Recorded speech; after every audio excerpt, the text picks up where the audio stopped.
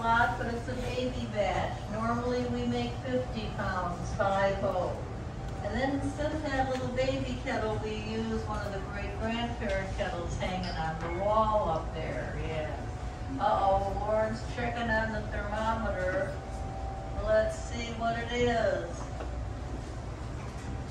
305.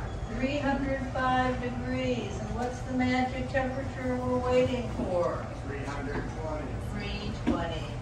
Now, I hate to tell you this, guys, but great-grandfather did not have a thermometer.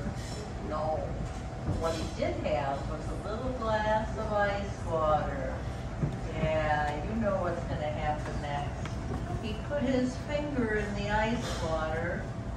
This is worse than you thought, isn't it?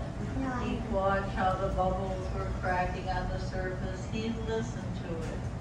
And then when he thought it was about the right temperature quickly, we mean very quickly, out of the ice water into the kettle, out of the kettle into the ice water, he would feel the candy to decide what the temperature was. Don't do that at home.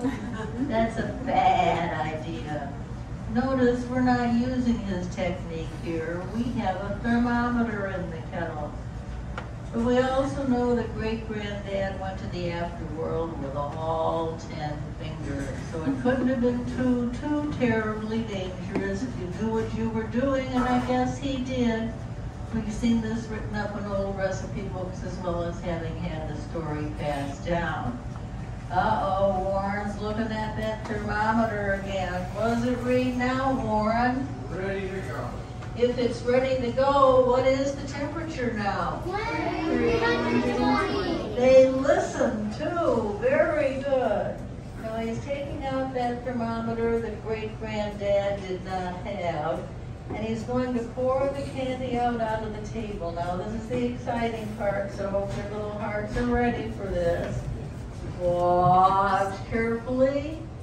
And there it goes. Be very, very glad your little fingers aren't under there. And aren't we glad, Warren and I, that we were smart enough today to put those little iron bars all around the ridge of the table. If we forget to do that, we have to share the candy with the floor. That's not much fun.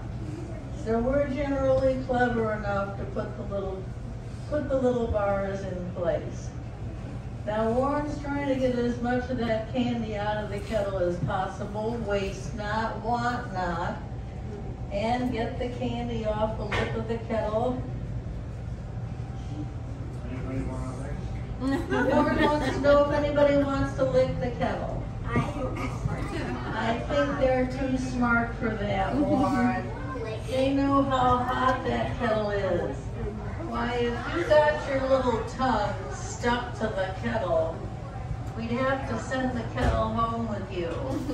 And that would be the waste of a perfectly good kettle. We're not going there, guys.